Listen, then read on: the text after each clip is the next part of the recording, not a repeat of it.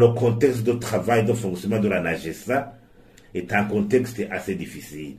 Jusqu'à maintenant, au Burundi, il n'y a pas de statistiques fiables qui montrent l'état de la production dans tel ou tel autre denrée alimentaire. La quantité produite annuelle. Il n'y a pas de statistiques fiables qui évaluent les besoins de consommation alimentaire dans tel denrée ou tel autre. Donc, pour dire qu'il y a une surproduction, pour dire qu'il y a un déficit.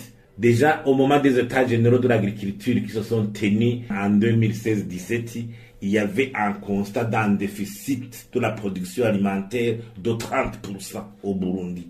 Donc, dire qu'il y a une surproduction, ça peut être une surproduction artificielle. Donc, je crois quelque part, il faut tabler sur les statistiques.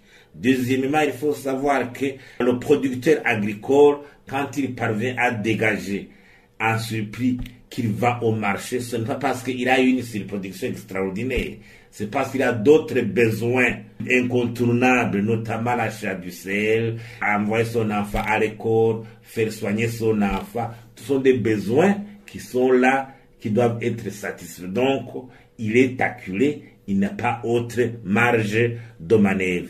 Et la NAGESA, au niveau de ses capacités techniques, organisationnelles et financières, a déjà montré des failles.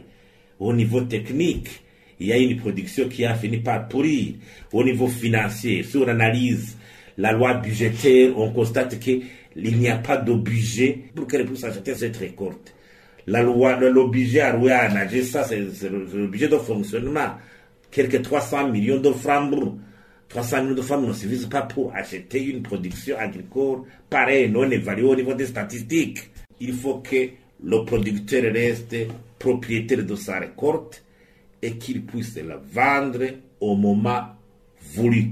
C'est-à-dire que si la NAGESA construit des centres de récolte, de collecte, le service nécessaire, c'est de parvenir à aider le producteur à conserver sa récolte de façon sécurisée, dans des conditions qui permettent que cette production ne soit pas avariée. Quelque part, c'est ça le service qui est fondamental. Et aussi, il faut rompre son monopole. Si le gouvernement, si l'État veut acheter cette production, il faut qu'elle entre en concurrence avec d'autres commerçants. S'il donne des services intéressants, ça veut dire que la population va répondre à son appel.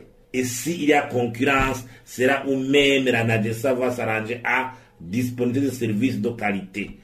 Quand vous instituez un monopole et vous ne parvenez pas à rendre des services adéquats, c'est le citoyen qui en fait les frais. Donc, quelque part, il faut un changement à ce niveau.